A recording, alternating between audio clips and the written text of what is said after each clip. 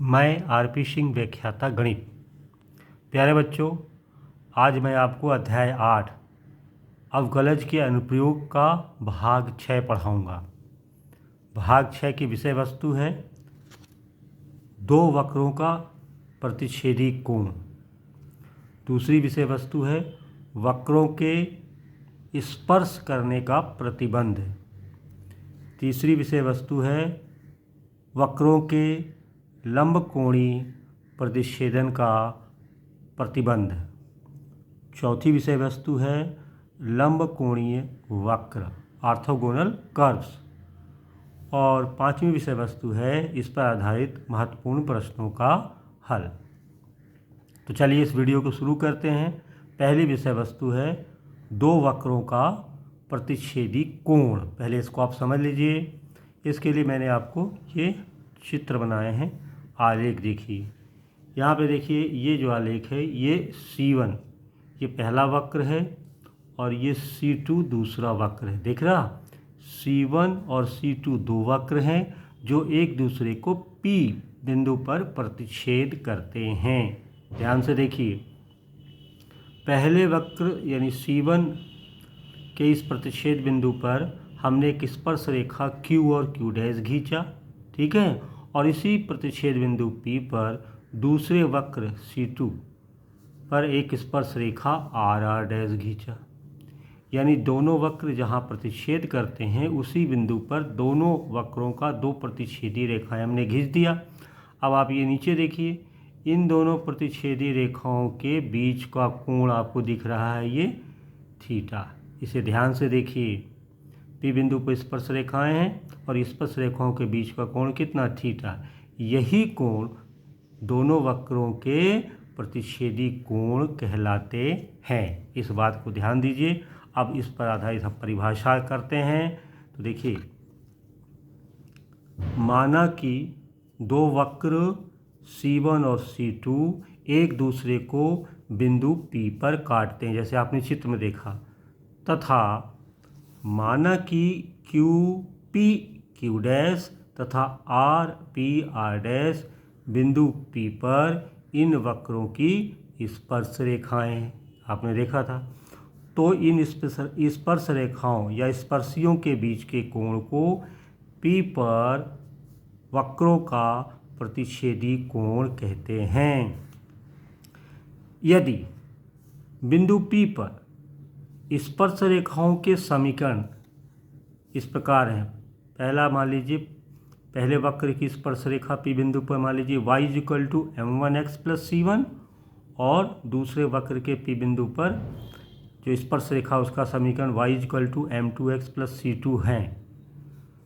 तो निर्देशांक ज्यामिति से उनके बीच का कोण आपने पहले भी पढ़ा होगा, निम्नलिखित संबंध द्वारा ज्ञात होता है।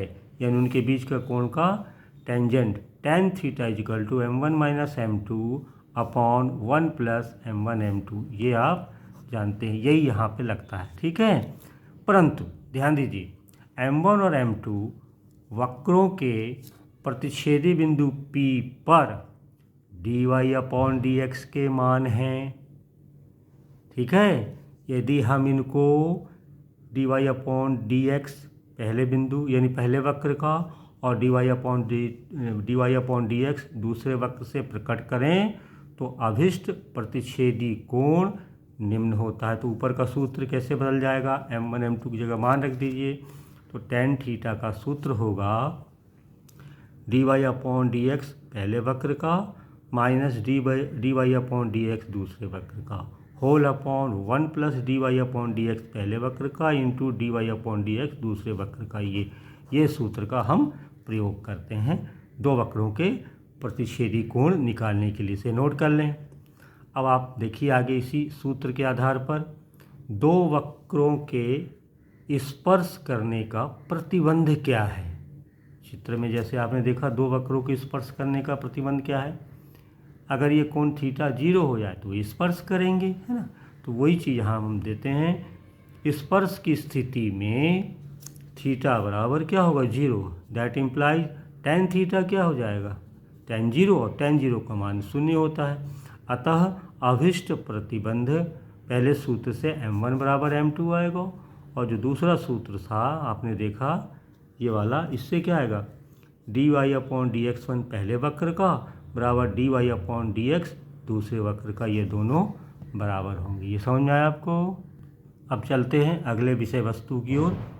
वक्रों के लंबकोणी प्रतिच्छेदन का प्रतिबंध। लंबकोणी प्रतिच्छेद मतलब 90 डिग्री पर प्रतिच्छेद करना। यहाँ थीटा बराबर क्या होगा, 90 डिग्री। अतः tan थीटा यानी tan 90 डिग्री माने 1/0 यानी अनंत, अनंत भी लिख सकते हैं 1/0। अतः सूत्र में रखने पर अभिष्ट प्रतिबंध आएगा m1 × m2 बराबर -1 या dy/dx पहले वक्र का इंटू dy/dx दूसरे। यहाँ पे ये जो मैं कह रहा हूँ दोनों वक्र के प्रथम अवकलज हैं, इनका गुणा कितना होगा, -1। ये याद रखिए, ये है लंबकोणी प्रतिच्छेद का प्रतिबंध। अब आता है लंबकोणी वक्र यानी ऑर्थोगोनल कर्व्स क्या होते हैं। जब दो वक्रों का प्रतिच्छेदी कोण एक समकोण हो तो हम कहते हैं कि वक्र एक दूसरे को समकोण पर काटते हैं, और उन वक्रों को हम क्या कहते हैं, लंबकोणी वक्र कहते हैं। समझ में आए। तो ये आपकी आज की विषय वस्तु, और अंतिम विषय वस्तु 5वां है जिस पर हमें आज फोकस करना है, महत्वपूर्ण प्रश्नों का हल। तो देखिए पहला प्रश्न क्या है, निम्नलिखित वक्रों का प्रतिच्छेदी कोण ज्ञात कीजिए। अभी आपने देखा आर्टिकल में कैसे किया था, दो वक्र हैं उनके प्रतिच्छेदी कोण ज्ञात करना है। तो दिया है 2y² = x³ पहला वक्र और y² = 32x दूसरा वक्र। ठीक है, तो हल क्या करेंगे, दिया है दो वक्रों का समीकरण, पहला वक्र 2y² = x³ नंबर 1 डाल दीजिए, और y² = 32x दूसरा वक्र, इसका समीकरण 2 डाल दीजिए। अब इन दोनों समीकरणों की मदद से हम प्रतिच्छेदी बिंदु निकालते हैं। तो इसके लिए क्या कर सकते हैं बताइए। समीकरण 1 दिख रहा है, ये 1 में समीकरण 2 का दुगना घटा दीजिए। कितना घटा दीजिए, 2 गुना करके घटा दीजिए। तो क्या आएगा बताइए,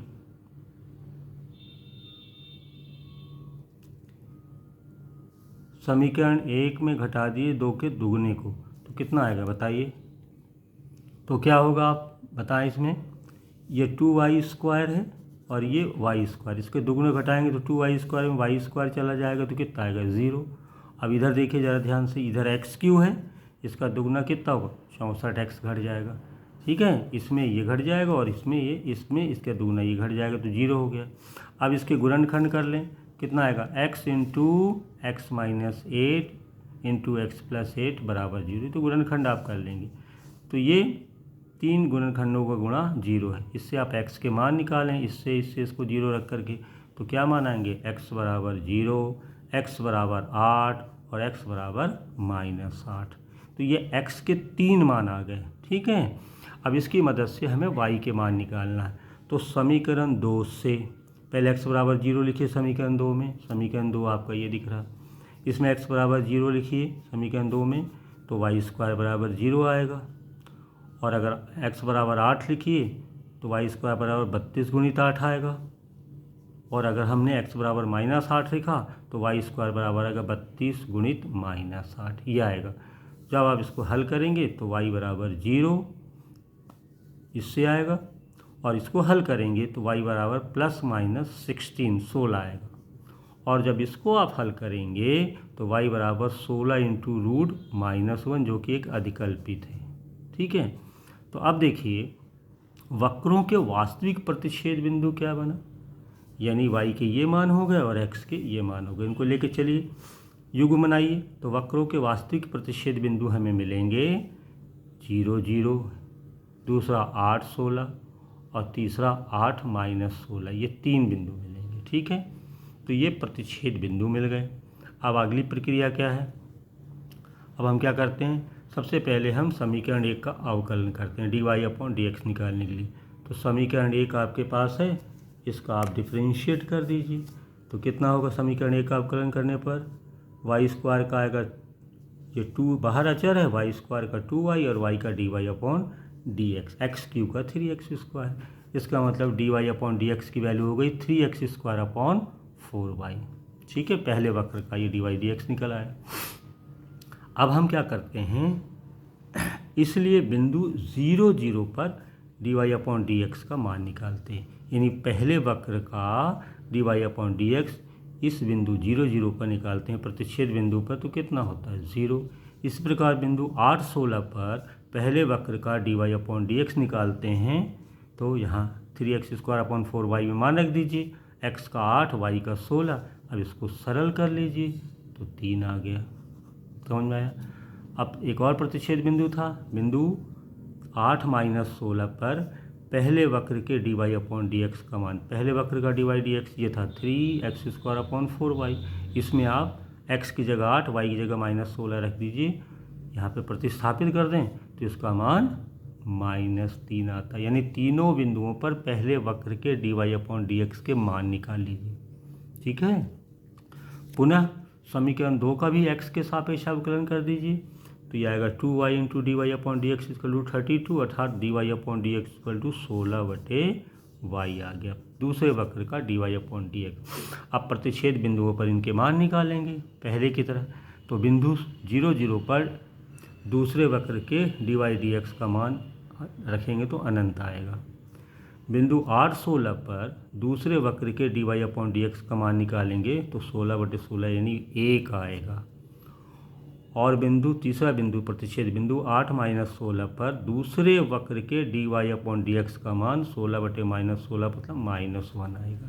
यानी तीनों प्रतिच्छेद बिंदुओं पर दोनों वक्रों के dy/dx के मान आपने निकाल लिए। चलिए अब हम देखते हैं पहली चीज़, प्रतिच्छेद बिंदु 0, 0 पर पहले वक्र का dy/dx 0 आया था, है ना।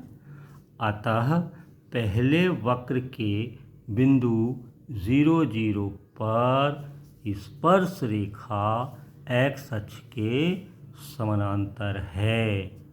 पुनः प्रतिच्छेद बिंदु 0, 0 पर दूसरे वक्र का dy/dx अनंत आया था। इसका मतलब क्या हुआ, अतः दूसरे वक्र के बिंदु 0, 0 पर स्पर्श रेखा y अक्ष के समानांतर है।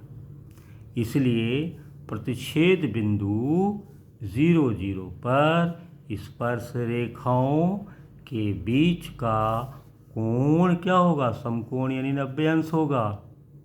अतः दोनों वक्र एक दूसरे को समकोण पर काटते हैं। ये आया रिजल्ट पहले प्रतिच्छेद बिंदु से। अब दूसरा देखिए, प्रतिच्छेद बिंदु 8, 16 पर वक्रों के बीच का कोण हमें निकालना है ना। तो इस सूत्र का प्रयोग करिए, θ = tan 1 m1 - m2 / 1 + m1 m2 का सूत्र लगा दीजिए। तो यह आएगा = tan 1 m1 था 3, m2 था 1, तो 3 - 1 / 1 + m1 × m2 3 × 1।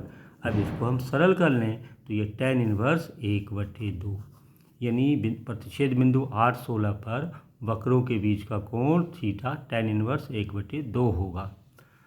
अब तीसरा भी देख लें, प्रतिच्छेद बिंदु 8 - 16 पर वक्रों के बीच का कोण थीटा निकालना, तो इस सूत्र लगा दी, थीटा हमने लिखा नहीं है, ये कोण ही को ही बताता है। तो tan 1 m1 - m2 / 1 + m1 m2 में मान रख दीजिए। तो tan 1 m1 था -1 - m2 था -3 / 1 + m1 m2 माइनस प्लस हो जाएगा 3। अब इसको हम सरल करेंगे तो tan 1 1/2 आया। समझ में आया। बहुत अच्छा प्रश्न था, इसको जरूर आप करें। चलिए एक और महत्वपूर्ण प्रश्न लेते हैं। सिद्ध कीजिए कि वक्र x = y², पहला वक्र, और x y = k एक दूसरे को समकोण पर काटेंगे यदि 8k² 1 हो। समकोण पर काटेंगे मतलब थीटा 90 दिया हुआ है ना।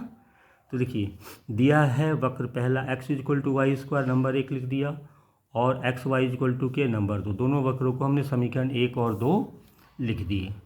अब हम इसको थोड़ा हल करते हैं, ठीक है। समीकरण 1 से x = y² है ना, इसका मान समीकरण 2 में रख देते हैं, प्रतिस्थापित करते हैं। क्योंकि हमें इसको हल करके प्रतिच्छेद बिंदु निकालना। तो समीकरण 1 से x बराबर वाई स्क्वायर का मान समीकरण 2 में रखिए इस मान को, x का मान यहाँ, तो ये हो जाएगा x का मान कितना, वाई स्क्वायर, तो y square into y is equal to k, ये y cube is equal to k आया।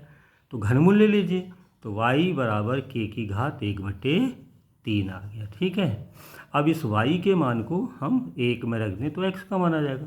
तब y के मान को समीकरण 1 में रख दें तो x का मान आएगा कितना, आएगा k की घात 2/3 करके देख लीजिए। इस प्रकार x और y के मान आ गए।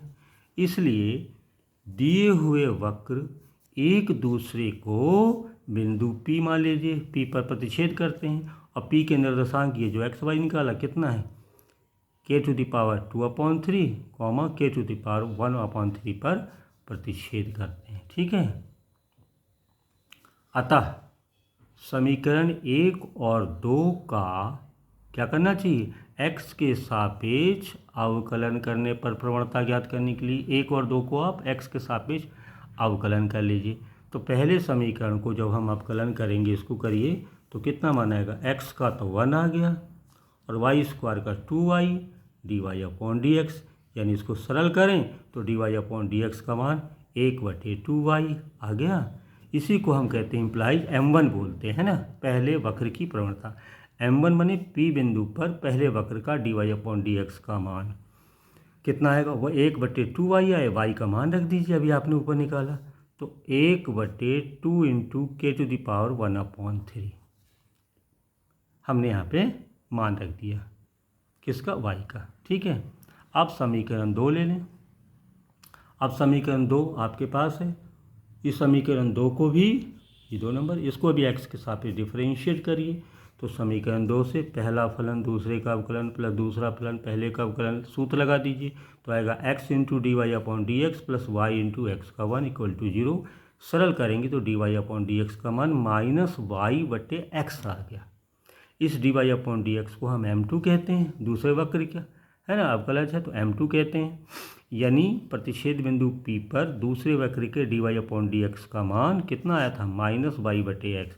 तो y और x के मान रख दीजिए k के रूप में, तो कितना आएगा, -k⁴ होल अपॉन k⁴ इसको हम थोड़ा सरल करें, a⁴m/a⁴n का सूत्र लगा दें, यानी घात घट जाएगा। तो कौन सा, ये घात बड़ी है छोटी है, तो इसका घात इसमें घट जाएगा, तो ये आएगा -1/k⁴ यानी दोनों वक्रों का P बिंदु पर dy/dx के मान आ गए, यानी m1 और m2 प्राप्त हो गए। ठीक है, अब देखिए दिए हुए वक्र 1 और 2 प्रश्नानुसार बिंदु P पर एक दूसरे को समकोण पर काटेंगे। कब, शर्त बताया था मैंने, यदि m1 इंटू m2 कितना हो, -1। तो आपने m1 m2 निकाल दिया यहाँ पे, m1 m2 के मान रख दीजिए। m1 का मान है 1/2 इंटू k⁴ इंटू m2 का मान है -1/k⁴ अब इसको गुणा करिए तो ये माइनस सामने आ जाएगा और ये घात इसकी 0 हो जाएगी, यानी 1, तो -1/1 यानी -1। ठीक है, ये सॉरी, इसमें हमने शर्त लगा दी, m1 into m2 equal to -1, m1 m2 equal to -1 रखा, इसको गुणा किया तो ये आया, देखिए 2k⁴ इसको हम गुणा करेंगे तो आएगा, और माइनस का पहले गुणा करें तो माइनस माइनस क्या हो जाएगा, प्लस हो गया, तो 2 इंटू k⁴ इक्वल टू 1 आ गया। अब इसको थोड़ा सरल करिए, कैसे सरल करेंगे, 2/3 है, तो हम दोनों तरफ की घात 3 ले लेते हैं, दोनों तरफ की घात कितनी लेते हैं, 3, तो अभिष्ट प्रतिबंध आ जाएगा, 3 घात लीजिए, 2 की घात 3 बने 8, अब इसकी घात 3 करेंगे तो 3 कट जाएगा, k² इक्वल टू 1। यही सिद्ध करना था कि अगर दोनों वक्र एक दूसरे को समकोण पर काटें तो 8k² इक्वल टू 1 होता, ये सिद्ध हो गया। इस तरह से मैंने इसमें महत्वपूर्ण प्रश्नों को हल किया है। आप अपने अभ्यास पुस्तिका में और प्रश्नों को हल करिए। आर्टिकल आपने देख लिया है, इस वीडियो को कई बार देखें, आपको समझ में आएगा और प्रश्न को ज़रूर हल करें। शीघ्र ही मैं आपको अगला वीडियो भेजूँगा। धन्यवाद।